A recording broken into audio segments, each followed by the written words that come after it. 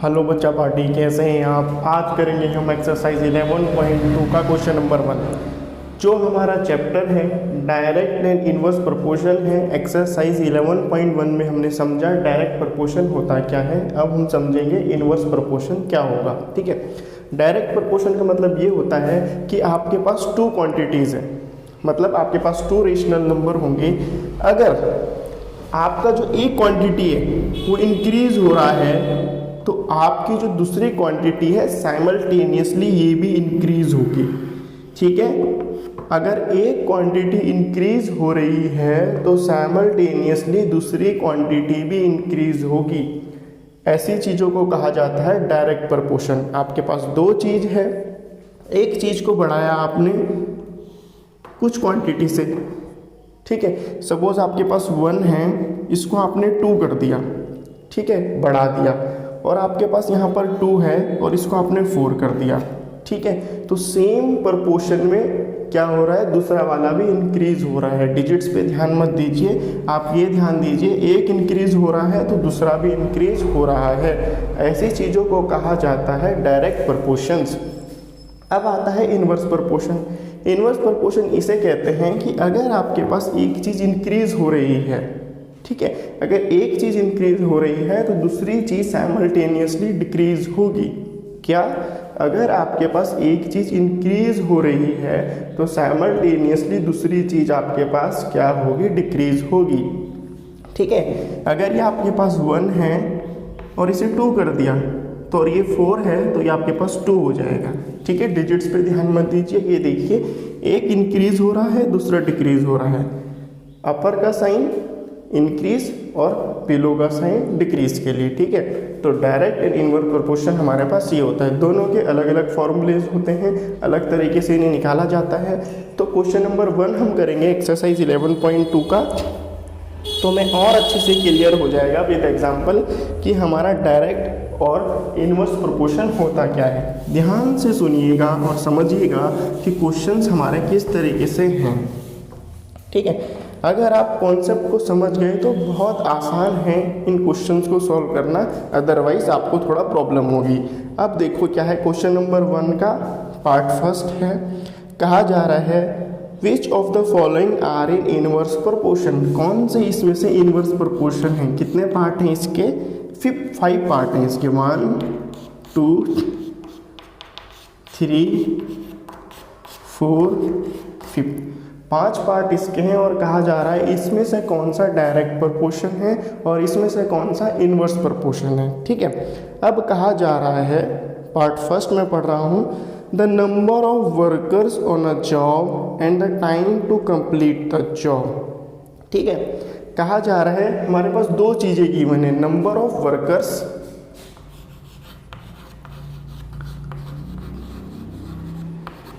ठीक है, दूसरा है टाइम।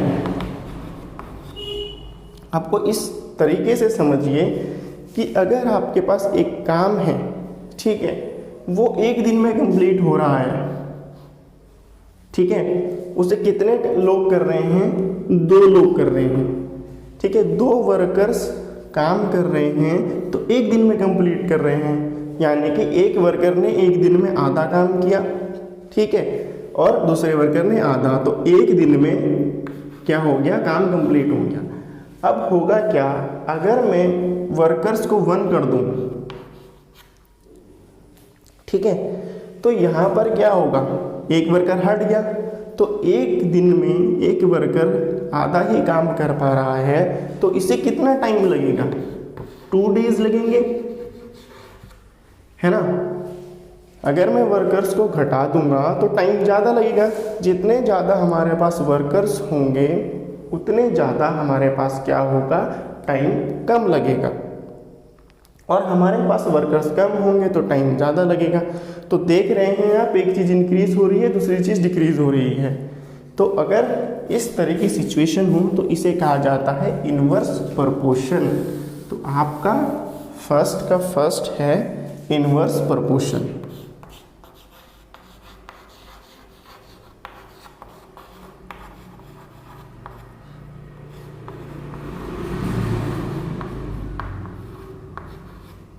इनवर्स प्रोपोर्शन क्या है, इनवर्स प्रोपोर्शन।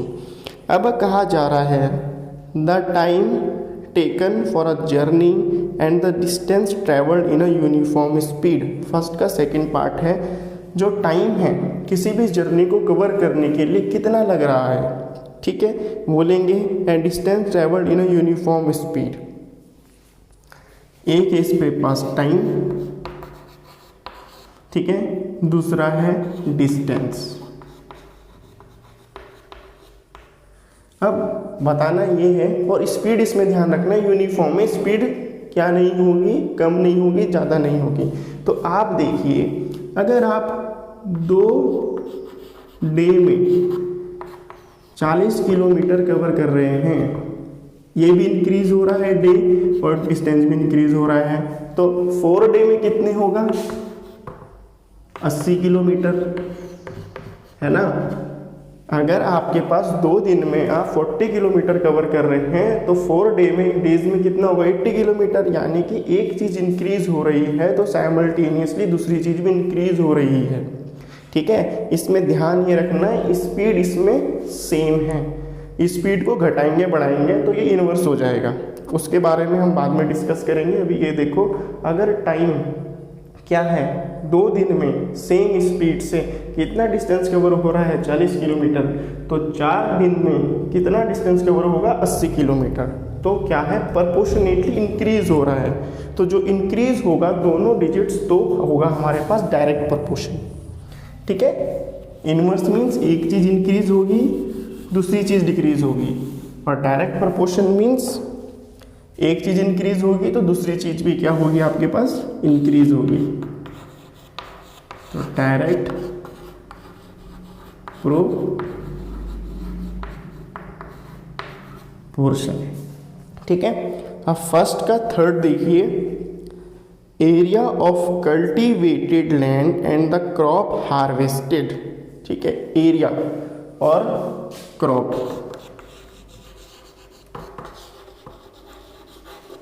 अब आप ये देखिए, अगर आपके पास कितना है, 1 स्क्वायर किलोमीटर एरिया है, ठीक है, उसमें उतनी ही क्रॉप क्या होगी, आप उगा सकते हैं,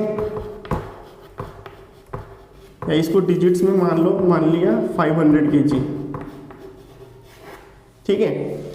अगर एरिया आपके पास 1 स्क्वायर किलोमीटर है तो उसमें आप 500 kg क्रॉप क्या कर सकते हैं, प्रोड्यूस कर सकते हैं। अगर इस एरिया को हम बढ़ा दें, 2 स्क्वायर मीटर कर दें, तो ये 500 से कितना हो जाएगा, 1000 हो जाएगा, डबल हो जाएगा।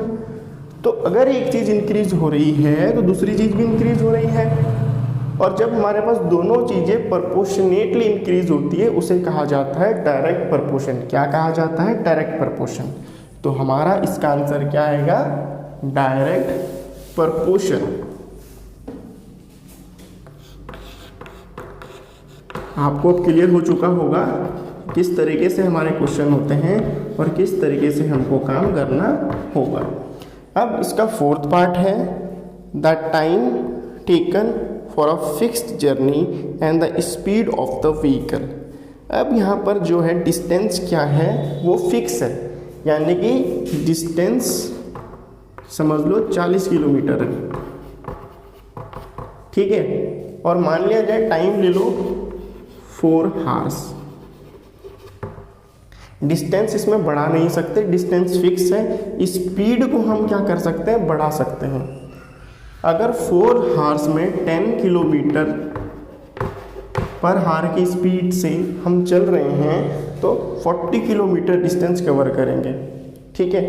अब यहाँ देखो आप, अगर आप स्पीड को इंक्रीज कर दोगे, ठीक है, तो टाइम क्या हो जाएगा, कम हो जाएगा। इसमें समझना ये कि डिस्टेंस सेम है, मतलब फिक्स है, बढ़ा नहीं सकते। इतना 40 किलोमीटर ही जाना है हमें, इससे ज़्यादा नहीं जाना, ठीक है। सेकंड में हम डिस्टेंस बढ़ा रहे थे तो यहाँ पे फिक्स्ड है 40 किलोमीटर, इतना ही हमें जाना है, इससे ज़्यादा हमको नहीं जाना है। तो अगर हमारे पास टाइम लग रहा है 4 आवर्स, यानी कि 40 किलोमीटर को कवर करने पे हमारे पास 4 आवर्स लग रहे हैं, तो 10 किलोमीटर पर आवर को कवर करने में कितना लगेगा, स्पीड 10 किलोमीटर पर आवर है। अब स्पीड हम इसमें बढ़ा देंगे, 20 कर देंगे, तो 20 से क्या हो जाएगा, टाइम हाफ हो जाएगा, यानी कि 4 हार्स है तो 2 हार्स है।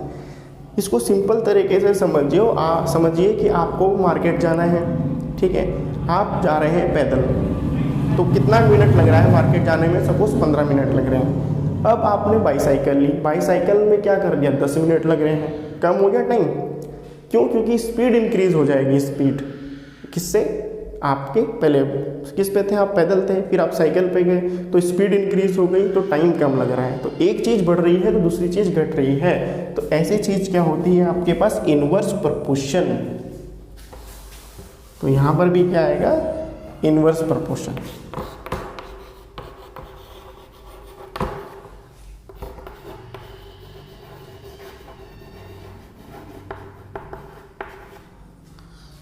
ठीक है। अब फिफ्थ है इसका, the population of a country and the area of land पर पर्सन। और यहाँ पे ध्यान ये भी आपको रखना है कि जो इनवर्स चीज़ है, इनवर्स में एक क्वांटिटी फिक्स होगी, ठीक है, इसीलिए आप एक चीज़ बढ़ाने पे दूसरी चीज़ कम हो जाएगी। डायरेक्ट प्रपोर्शन में तो दोनों चीज़ें इंक्रीज होती हैं, लेकिन इनवर्स में एक चीज़ फिक्स होगी। अब देखो कैसे, क्वेश्चन नंबर 5 है, कहा जा रहा है the population of a country and the area of land पर पर्सन। अब कहा जा रहा है कि किसी कंट्री की लैंड ले लो, किसी भी कंट्री का अगर आपने लैंड ले लिया, ये तो फिक्स रहेगा, ये बढ़ेगा या घटेगा तो नहीं। किसी भी कंट्री में इतना लैंड है तो इतना ही रहेगा। वो अलग बात है कि कब्जा लेंगे किसी और की ज़मीन तो फिर बढ़ जाएगी, लेकिन ऐसा होता नहीं है। तो आपके पास क्या है, लैंड है, ये फिक्स है किसी भी कंट्री की। अब क्या है, सपोज करो कि 100 पीपल इसमें रह रहे हैं। कितने लोग रहे हैं, 100 पीपल इसमें रह रहे हैं। अब 100 के पास क्या इतनी ज़मीन है पूरी, ठीक है। अब इसको क्या कर देंगे, 200 पीपल कर देंगे। अभी एक की से इतनी आ रही होगी तो इसका आधा हो जाएगा। तो क्या है, अगर आपके पास क्या है, पीपल इंक्रीज हो रहे हैं, लोग इंक्रीज हो रहे हैं, तो उनके हिस्से में उतना कम क्या आएगा, एरिया आएगा। तो जितने ज़्यादा लोग उतनी कम उनके पास ज़मीन होगी, ठीक है। तो एक चीज़ इंक्रीज हो रही है, दूसरी चीज़ डिक्रीज हो रही है, तो ये है आपके पास इनवर्स प्रपोर्शन।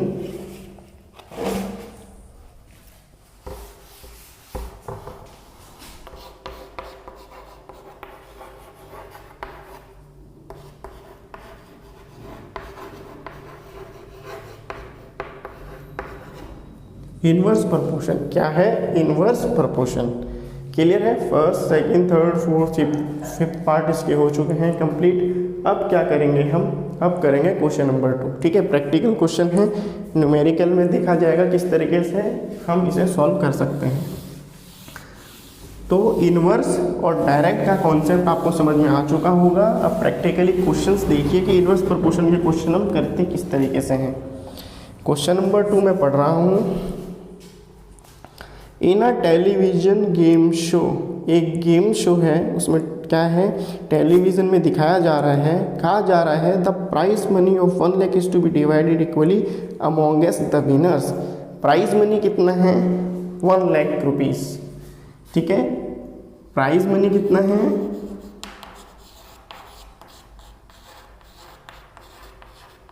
1 लाख रुपीज़, और ये इक्वली डिवाइड होगा।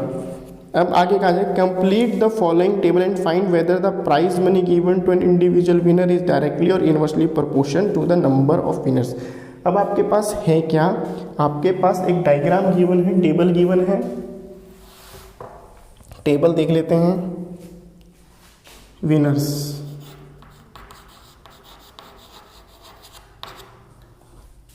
प्राइस,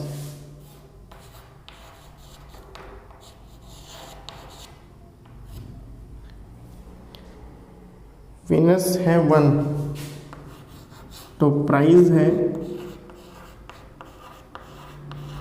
1 लाख। विनर है 2, तो प्राइस है 50,000।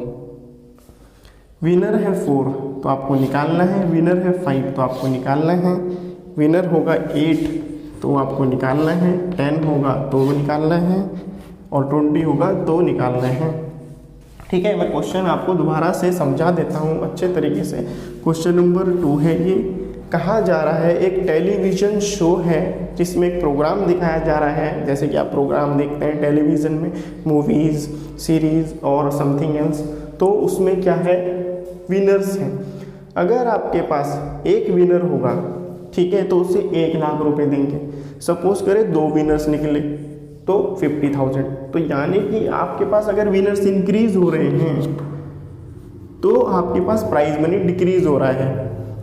एक चीज़ इंक्रीज होने पे दूसरी चीज़ डिक्रीज हो रही है, तो क्या कौन सा वाला होगा, ये डायरेक्ट होगा या इनवर्स? Inverse proportion. तो ये आपके पास आएगा इनवर्स प्रोपोर्शन। ठीक है, अब ये मिसिंग वैल्यूज है, इसे आपको फाइंड आउट करना है। ठीक है, 1 है तो 1 लाख मिल रहे हैं, 2 है तो 50 लाख मिल रहे हैं। अब इसके पास हम क्या कर लेंगे, इसे x ले लेंगे। ठीक है, तो इसे हम इस तरीके से लेंगे x1 y1। ठीक है, फॉर्मूला होता है इसका x1 y1 equals to x2 y2। ठीक है, ये x1 है, ये y1 है, ये x2 है, ये y2 है। ठीक है, तो x1 है 2 इंटू, दोनों के बीच में कोई रिलेशनशिप नहीं है तो मल्टीप्लिकेशन का रिलेशनशिप होगा 2 इंटू 50,000। x2 ये होगा 4 इंटू y2 x। ठीक है, ये x1 है, ये y1 है, ये x2 है, ये y2 है। क्लियर है? ये कितना है x1, ये कितना है y1, ये कितना है x2 और ये कितना है y2। इस तरीके से आप लेंगे। कभी भी आपके पास इस तरह की इक्वेशन है तो x1 y1 x2 y2, और करते क्या है, मल्टीप्लाई करते हैं। x1 की मल्टीप्लाई y1 के साथ इक्वल्स टू x2 की मल्टीप्लाई y इक्वल्स टू 2। ठीक है, ये है आपके पास फॉर्मूला। आपने जी जगह पर अपनी अपनी चीज़ें रख दी। अब आपको x निकालना है जो कि आपके पास y2 है। अब x रहेगा इधर और 4 आ जाएगा यहाँ पे, तो 2 into 50,000 upon 4 equals to x। ठीक है, तो 2 1 जा 2, 2 2 जा 4, 2 1 जा 2, 2 2 जा 4, 2 1 जा 2, 25,000 जा 50। तो x की वैल्यू कितनी आई, 25,000। तो ये कितना हो जाएगा, 25,000 हो जाएगा। तो इसी तरीके से अब सपोज आपके पास ये वाली वैल्यू आ गई, आपके पास कितना आ गया 4 अपॉन 25,000 और 5 अपॉन x ले लो इसे। तो फॉर्मूला क्या रहता है आपके पास, x1 y1 equals to x2 y2। अब आपको क्लियरली पता है ये x1 है, ये y1 है, ये x2 है, ये y2 है। ठीक है, क्लियरली आपके पास गिवन है कि ये x1 है, ये y1 है, ये x2 है, ये y2 है। Clear, x1 y1 x2 y2। अब सॉल्व करेंगे किस तरीके से इसे,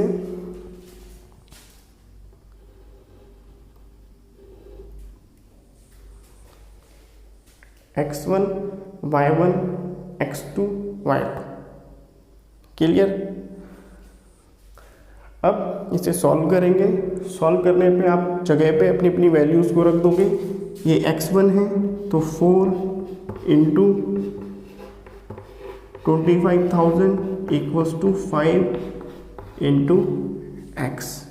क्लियर, x की वैल्यू यहीं रहेगी, 5 यहाँ पर आ जाएगा, तो 4 इंटू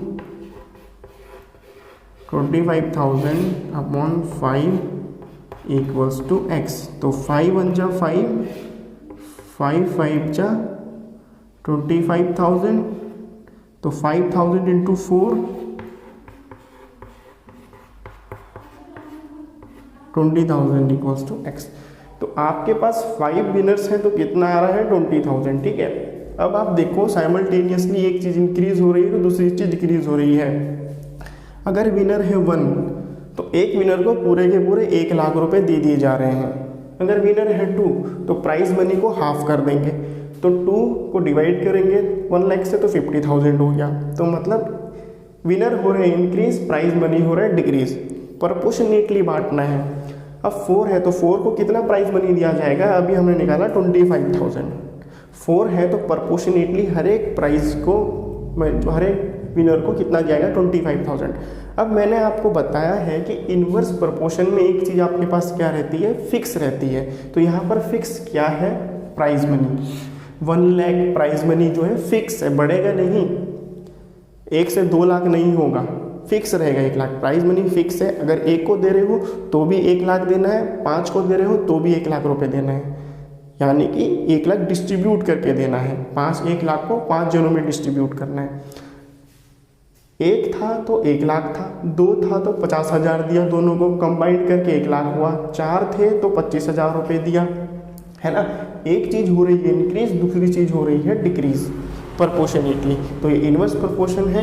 4 विनर्स हैं तो 25,000 दिया जाएगा, 5 विनर्स हैं तो 20,000 दिया जाएगा, 8 विनर्स हैं तो उतना दिया जाएगा, एंड समथिंग एल्स। क्लियर है। तो इस तरीके से आपका क्वेश्चन हो चुका है सॉल्व। अब इसके कुछ पार्ट हैं 8, 10, 20, इसी फॉर्मूले को अप्लाई करना और इन्वर्स प्रोपोर्शन का आंसर फाइंड आउट कर देना। ठीक है, तो आज के लिए इतना ही। वीडियो अच्छी लगी है तो लाइक करें, सब्सक्राइब करें, और जो भी आपकी क्वेरी है कमेंट सेक्शन में